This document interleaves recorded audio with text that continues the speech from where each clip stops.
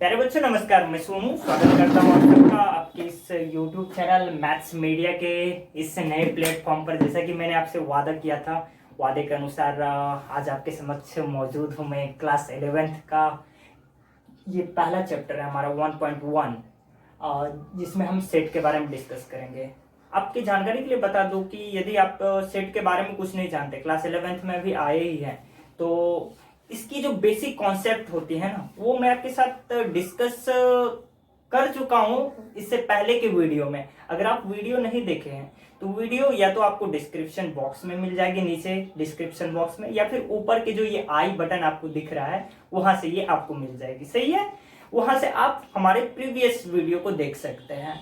इसके अलावा यदि आपको कुछ समझ में ना आ रहा है तो हम पूरी की पूरी कोशिश करेंगे इस वीडियो में आपको बिल्कुल समझ में आए, अगर आपने पिछला वीडियो ना भी देखा हो तो। लेकिन बेहतर होगा आपके लिए यदि आप पिछला वीडियो देखें। चलिए ठीक है, स्टार्ट करते हैं। ये हमारा पहला चैप्टर है 1.1, जिसमें हम देखेंगे इस पूरे एक्सरसाइज में हमारे पास 6 क्वेश्चन है टोटल। तो इसमें पहला क्वेश्चन सबसे पहले हम देख लेते हैं। Which of the following are sets, justify your answer. इनमें से कौन सा सेट है हमारा, हमें अपना आंसर को जस्टिफाई करना है। यदि हम कह रहे हैं जो ये सेट है तो क्यों है, यदि नहीं है तो क्यों नहीं है। ठीक है, इसका मतलब ये होता है। तो सबसे पहली चीज सेट के बारे में मैंने पिछला वीडियो में तो डिस्कस कर ही दिया हूं, इस वीडियो में एक बार फिर से देख लेते हैं। सेट होता क्या है बच्चों, कि कोई भी वेल डिफाइंड ऑब्जेक्ट्स, उसका कलेक्शन को हम लोग सेट बोलते हैं। सही है, क्या चीज के कलेक्शन को, वेल डिफाइंड ऑब्जेक्ट्स के कलेक्शन को। तो यहां पर हमारे समझ में ये थोड़ा सा मुश्किल है कि वेल डिफाइंड का मतलब क्या होता है। वेल डिफाइंड ऑब्जेक्ट बच्चों, वेल डिफाइंड का मतलब जिसे हम समझते हैं, आप समझते हैं और हर कोई समझता है। जैसे मैं कहूं कि नेचुरल नंबर, 5 से छोटा सभी नेचुरल नंबर बताओ बच्चों, तो आपके दिमाग में क्या आएगा, 1 2 3 4।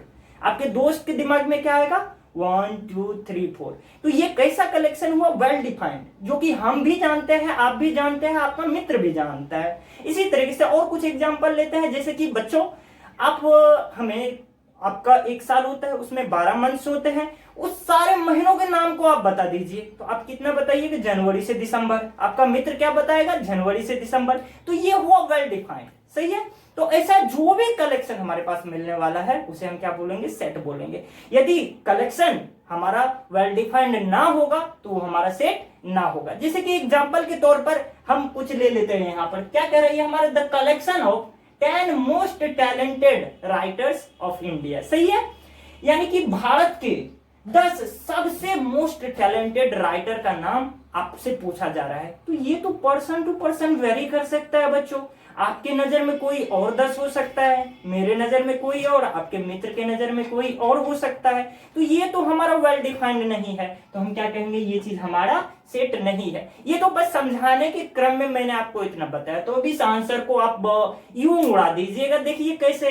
सबसे पहला है हमारा the collection of all the months of a year beginning with letter J, है ना। एक साल के सभी महीनों के नाम जिसका शुरुआत होता है अंग्रेजी के अल्फाबेट जे से। सही है, तो आपका सबसे पहला महीना आ जाएगा कौन सा, जनवरी। उसके बाद जून, तब जुलाई आ जाएगा। और भी कुछ आने वाला है नहीं। आपकी नजर में आया आंसर आपका जनवरी, जून, जुलाई। आपके मित्र को अब भी तो वही मिलेगा, 3 ही महीनों का नाम, मुझे भी वही मिलेगा। तो ये हमारा वेल डिफाइंड है। तो हम क्या कहेंगे, ये वाला चीज हमारा सेट है। लेकिन कह रहे हैं जस्टिफाई योर आंसर, आप अपने आंसर को जस्टिफाई करें। तो उसके लिए आप क्या करोगे, एग्जाम में जब आप लिखोगे तो सिर्फ समझना तो काफी नहीं होता है, आपको रिटन भी होना चाहिए कि आप कैसे लिखते हैं, ताकि आपको आंसर मिल सके। ये अलग बात है कि आप यहाँ बिहार बोर्ड से पढ़ रहे हैं या फिर कहीं से भी पढ़ रहे हैं, तो 11th क्लास का एग्जाम हमारे लिए ज्यादा इंपॉर्टेंट नहीं समझा जाता है। आप जाकर के बैठते हैं और वहां से यूं पास हो जाते हैं। ठीक है, लेकिन आपके अंदर अगर क्वालिटी लाना है तो जानना तो होगा ही, क्योंकि आगे चलकर अगर आपको किसी को बताना है या फिर आपके अंदर पता होनी चाहिए बातें कि आंसर हम कैसे दें।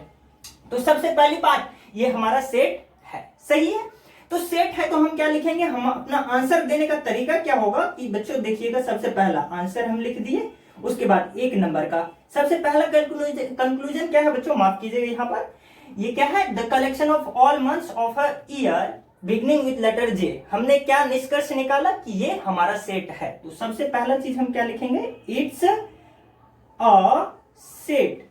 इसका मतलब क्या हुआ बच्चों, इट्स का मतलब होता है इट इज। नॉर्मल ट्रांसलेशन तो आप जानते ही है, इट इज को ही एक साथ यहां पर समाहित कर दिया हमने, इट्स अ सेट, यानी कि यह एक सेट है।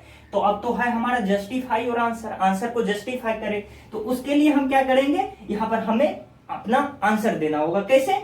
बिकॉज ये हमारा वेल डिफाइंड ऑब्जेक्ट्स का कलेक्शन है, इसलिए ये सेट है। हम क्या लिखेंगे, बिकॉज, क्योंकि ये हमारा वेल डिफाइंड ऑब्जेक्ट्स का कलेक्शन है, because it is collection of, it is collection of well defined objects, well defined objects. कोई दिक्कत तो नहीं समझने में? चलिए बच्चों, ये आपका पहला का आंसर हो गया। दूसरा देखते क्या, the collection of 10 most talented writers of India. Bharat के सबसे अधिक मोस्ट टैलेंटेड 10 राइटर का नाम। ये तो पर्सन टू पर्सन वेरी करेगा, आपके नजर में कुछ और आपके मित्र के नजर में कुछ और। ये तो हमारा सीधा सीधा दिख रहा है कि ये सेट नहीं है। सही है, तो हम क्या लिखेंगे, आंसर 2 का यहां पर हम क्या लिखेंगे, it is not a set. तो इट इज को एक ही साथ इट्स हम लिख लिए, उसके बाद नॉट दे देंगे, नॉट अ सेट। सही है यहां तक बच्चों? ये हो सकता है आपके साथ ही ये समस्या कि आप हिंदी मीडियम से पढ़े हुए हो, थोड़ा सा तकलीफ आपको झेलनी पड़ सकती है। हम पूरा कोशिश कर रहे हैं तोड़ तोड़ करके कि आपको अंग्रेजी में कहीं से कुछ दिक्कत ना आवे। पूरा बिल्कुल हम कोशिश कर रहे हैं कि आपको हर एक वर्ड जो मैं यहाँ पर लिख रहा हूं उसका मतलब आपको पता हो। तो यहां तक तो पता है कि ये सेट नहीं है। अब हमें अपना आंसर जस्टिफाई करना है, तो क्या करेंगे, क्योंकि ये हमारा सेट नहीं है। क्यों? क्योंकि ये वेल डिफाइंड ऑब्जेक्ट्स का कलेक्शन नहीं है। तो हम क्या लिखेंगे यहां पर आंसर हमारा, because it is not a collection of well defined objects. तो इसी को यहां पर हम ऐसे लिख देते हैं, it is not a collection of well defined objects. क्योंकि ये वेल डिफाइंड ऑब्जेक्ट्स का कलेक्शन नहीं है, अतः यह हमारा सेट नहीं होगा। सही है बच्चों?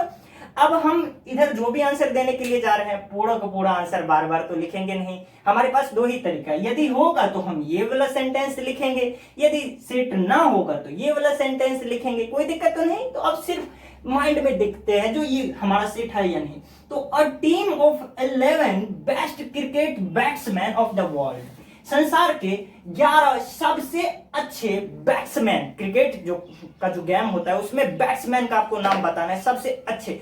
तो ये आपके नजर में कोई और हो सकता है, आपके फ्रेंड के नजर में कोई और। तो इसका मतलब ये पर्सन टू पर्सन वेरी किया, अतः ये हमारा सेट नहीं होगा। अर्थात आंसर में हमारा दूसरा वाला सेंटेंस लिखा जाएगा, यानी कि ये सेट नहीं होगा। सबसे पहला चीज ये वाला सेट था, ये नहीं आया हमारा सेट। चौथा का आंसर देखते हैं, the collection of all boys in your class. आप किसी भी क्लास में हो बच्चों, मान लीजिए वहां पर तो लिमिटेड स्टूडेंट होगा, उसका सेट यदि आपसे पूछा जाए या फिर आपके मित्र वाला बगल से, तो बच्चे तो वही बताएंगे। हो सकता है मान लीजिए 10 बच्चे हैं, तो आपके लिए भी 10 और आपके मित्र के लिए भी 10 बच्चे ही उस क्लास में नजर आएंगे, तो ये हमारा सेट होगा। कोई दिक्कत तो नहीं, क्योंकि ये हम पहला सेंटेंस इसका आंसर दे देंगे। दूसरा देखते क्या चीज, the collection of all natural number less than 100। Natural number क्या होता है ये तो पता ही है, बताने की जरूरत नहीं, आप 11th क्लास में हो। सही है, तो पूरे नल्ले तो नहीं हो गए। चलिए देखते हैं, 100 से छोटा सभी के सभी नेचुरल नंबर का सेट आपको यहां पर बताना है। तो 100 से छोटा 1, 2, 3 इसी तरीके से 99 तक आप भी बोलिएगा, आपका मित्रगण भी बोलेगा, तो इसका मतलब ये हमारा वेल डिफाइंड है, तो ये हमारा सेट हो जाएगा। नेक्स्ट देखते हैं, collection of novels written by Munshi Premchandra. Munshi Premchandra ji कौन थे? एक आदमी थे, है ना, एक राइटर थे। उन्होंने जो कुछ भी लिखा होगा तो उसका तो कुछ ना कुछ खास कलेक्शन होगा ना, इनफाइनाइट नंबर तो नहीं होगा ना, या फिर ऐसा तो नहीं है कि जितना भी वो लिखा है वो सब ज्ञात होगा, और कुछ उसकी एक लिमिटेड संख्या होगी, जो कि आपके लिए भी यदि उसके बारे में जानकारी इकट्ठा कीजिएगा तो सेम आएगा, और आपके फ्रेंड के लिए भी सेम ही आएगा आंसर। तो इसका मतलब ये हमारा वेल डिफाइंड ऑब्जेक्ट्स का कलेक्शन है। देखते हैं, the collection of all even integer. तो इवन इंटेजर आपको पता है बच्चों क्या होता है, या इंटेजर सबसे पहली चीज पता है आपको कि ये वाला चीज 2, 4, 6 और 8, इसमें हम सिर्फ इवन इंटेजर को समाहित कर रहे हैं। सही है, इधर 0 भी आ जाएगा, -2, इस तरीके से ये ढेर सारा नंबर आने वाला है। तो इसे तो हमने, ये आपके लिए भी यही चीज, जब भी कोई बोलेगा कि हमारा इवन इंटेजर, तो हमारे दिमाग में यही चीज आएगा। आपके मित्र के दिमाग में भी यही चीज आएगा और आपके दिमाग में भी यही चीज आएगा। तो ये हमारा वेल डिफाइंड ऑब्जेक्ट्स का कलेक्शन है, अर्थात ये क्या हो जाएगा हमारा पहला वाला आंसर, हम लिख देंगे, कोई दिक्कत तो नहीं। चलिए ये सेट हो गया।